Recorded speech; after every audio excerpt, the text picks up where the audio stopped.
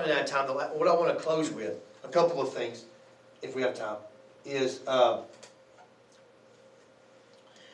just to kind of put this in your mind, is that one of the things I was thinking might work. I don't know if it'll work yet because I don't totally understand your TEAC. But it's taking that book, or a book like what we've talked, like what we've done this year, that covers some of my TEACs, but also will teach the kids your TEAC 8.10. We used that book, Rivers to Streams to Rivers, Rivers to Oceans? Rivers to Streams, I think. Rivers to Streams, Streams to Oceans, about Pocahontas and the whole Louisiana Purchase. But if we find a book that engages the kids, which I think that one did, and I'll be honest with you, my professor from one of my previous professors is the one who suggested that. So she hit a home run. She was a reading teacher as well.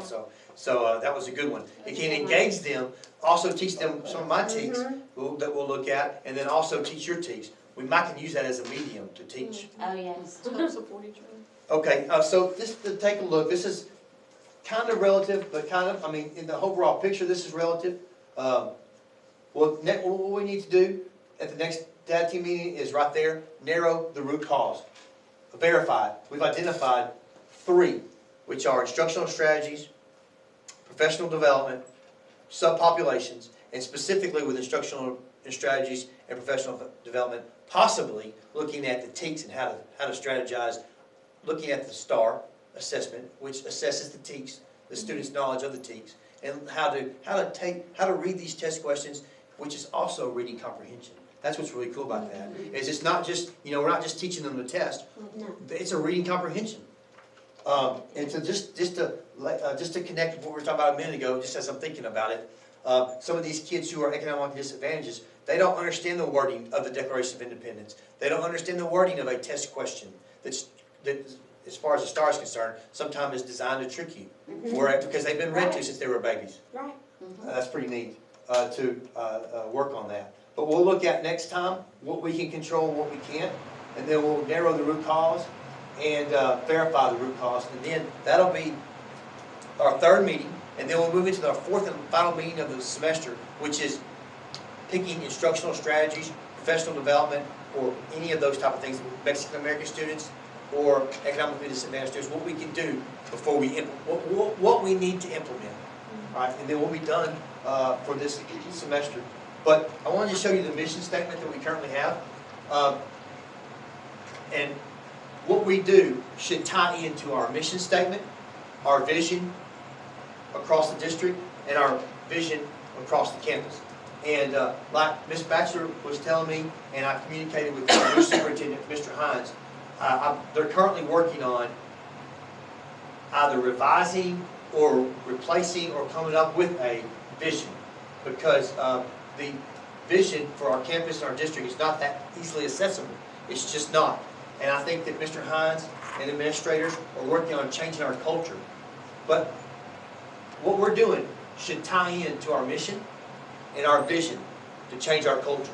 And so when we just look at the current mission, and I'll leave you with this to see if you guys can tell me what you think. Which part of this mission fits in to what we're doing? Or what is it that we're doing that fits into our current mission? The Natchez Independent School Districts, established and supported by the community, will provide an excellent, well-balanced education and a safe environment for all students. Does anybody want to say what they think? What part of that jumps out to me? Well-balanced education. Yes. I mean, Yes, well-balanced education. And so whenever Mr. Hines gets the vision going, as far as a developed vision, that I think he's getting from us, he's getting feedback from us, the community, educators, and he's going to probably have a written district and campus vision. We'll take a look at that and make sure that we are tied into that, and that way we can go out and we can communicate to stakeholders what we're doing and why what we're doing is part of the greater cause. And so that's exciting. Is there anything that someone does not understand about anything that I've done today or that we've talked about? I think we've made some progress.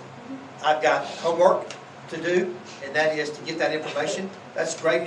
She's right though, because what she's doing is she's drilling down and getting very, she's showing us a high level of specificity. Specificity. Okay, well, I'm gonna go ahead and adjourn the meeting, and I'll get with Dr. Hahn and see what's good for her and what's good for y'all for next week. All right, thank you very much. Thank you. Thank you.